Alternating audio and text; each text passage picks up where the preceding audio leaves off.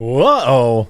YouTube apparently to stop punishing people for their ridiculous hate speech rules about accidentally, or I guess potentially on purpose, misgendering people, and the activists are extremely mad. Now I wonder if you've noticed YouTube ever since, maybe the election, but probably a little bit even before the election when it became pretty clear that Trump was going to win, they've started relaxing a lot of things. You can talk about, suspicions that you have about the election. You can talk about the coup. Now you can roast.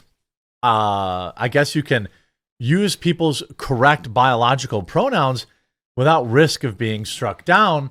And the trans activist community is having a meltdown. I think this is part of a bigger picture with a rise in competition to YouTube in terms of live streaming, which I know YouTube and many other people believe is the future of content as opposed to standalone videos. And we're going to talk about that. We're going to talk about the activist response, and we're going to talk about YouTube's response to it. So let's get into it. Huge reminder. Thanks again to Meta PCs. Promo code The Quartering for when you're ready to pick up a new computer. They have custom builds, ready to build, ready to ship PCs, and much more. And don't forget, if you got your Mother's Day gift box already, please come back, take a picture, and leave a review. I know about 500 of you have picked it up. There's only 5,000. I know it's early, but link will be in the description below. The transgenders outraged that Google's YouTube may embrace free speech on gender identity. Now, there's a reason for this, I believe, which I'm going to get into in a second. But Google's YouTube, the world's largest video sharing program, is facing scrutiny from trans activists after it recently made a subtle but significant change to its hate speech policy.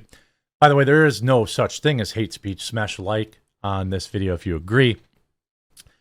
The phrase gender identity and expression was quietly removed from a list of protected categories sometime between late January and early February, according to archived versions of the policy page. The phrase gender identity and expression, this is what the far left has used to censor videos, to get videos demonetized, to get people struck down off YouTube, to get people shadow banned. If you don't use whatever somebody's, preferred pronouns, it could cost you your entire platform on YouTube. And up until, I guess, 1 month ago, that was the case. The change, which came shortly after the inauguration of President Trump, has prompted concern from LGBT advocacy groups who say it removes clarity around protections for trans and non-binary users on the platform, according to the Advocate. In a statement, the Advocate a YouTube spokesperson downplayed the revision, calling it a routine copy edit, and claimed that enforcement of hate speech policy remains unchanged. However, the company has not provided any clear explanation for why the explicit mention of gender ideology was scrubbed. And gender identity is almost and gender identity is almost the entire identity for leftist radicals in the trans movement. Well, let me tell you why. Donald Trump put his foot down on DEI and woke ideology stuff. He said that's not going to happen. We're not doing that. It's been banned from the federal government.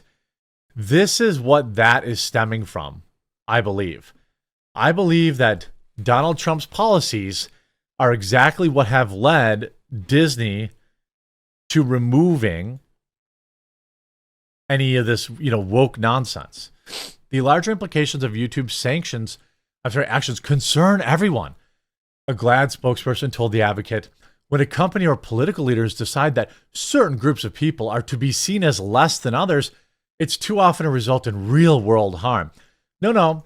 Nobody is saying if you happen to identify as non-binary or LGBT or trans or whatever, I don't think you're less, and I don't think using your biological pronouns make you less either. It makes you the same as everyone else. If somebody wants to call me a girl on YouTube, I don't think they should be banned for that.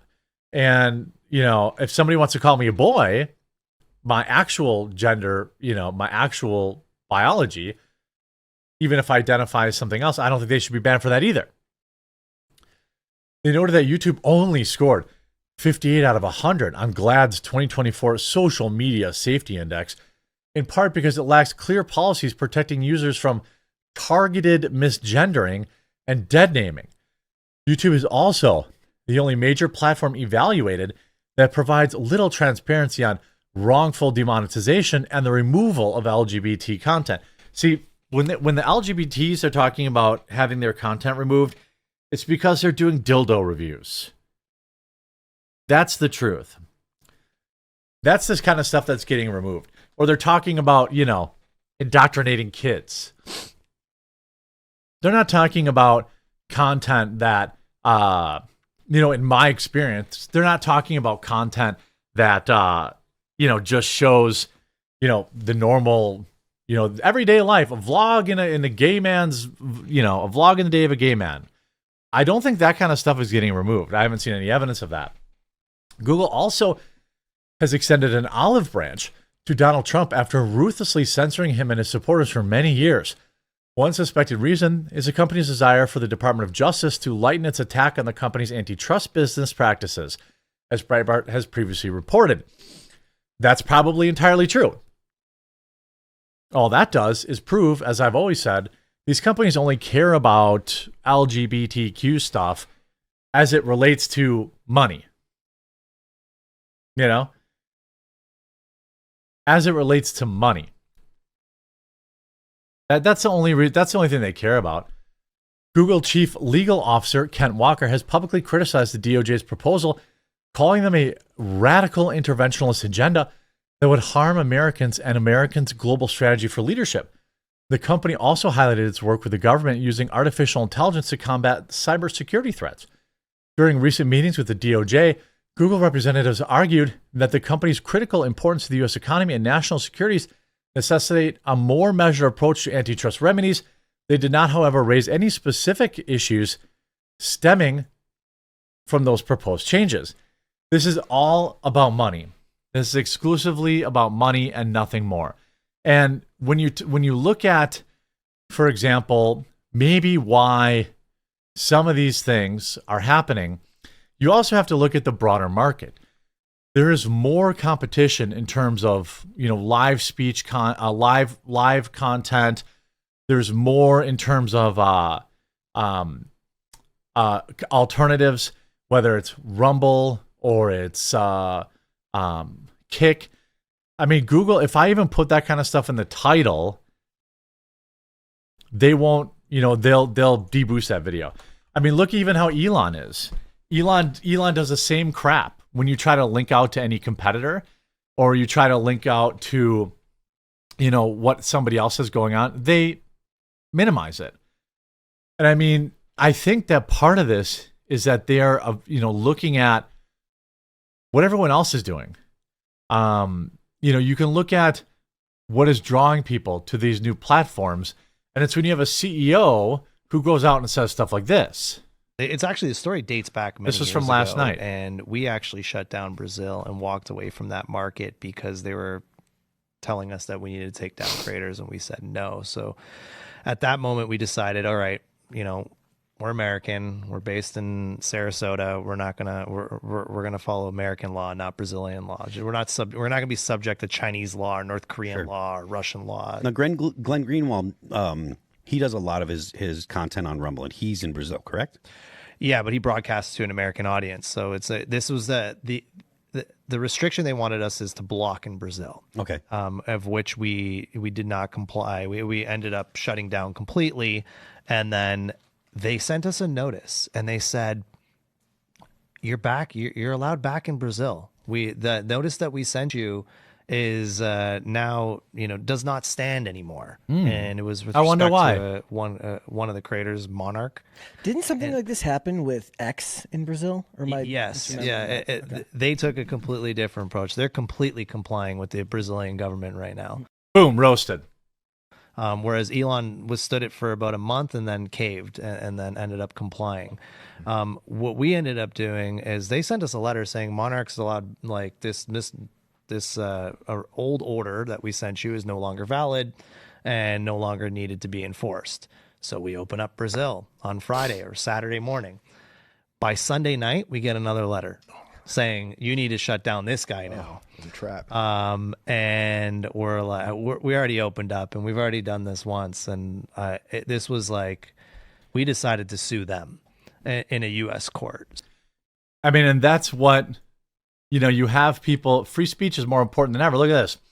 Record revenues of $30 million, up 50% year over year. Monthly active users on their platform, 68 million, including 21% sequential growth in the US and Canada to 52 million. Now, I don't know what Kick's numbers are. That's more exclusively live streaming. But, again, that's part of this.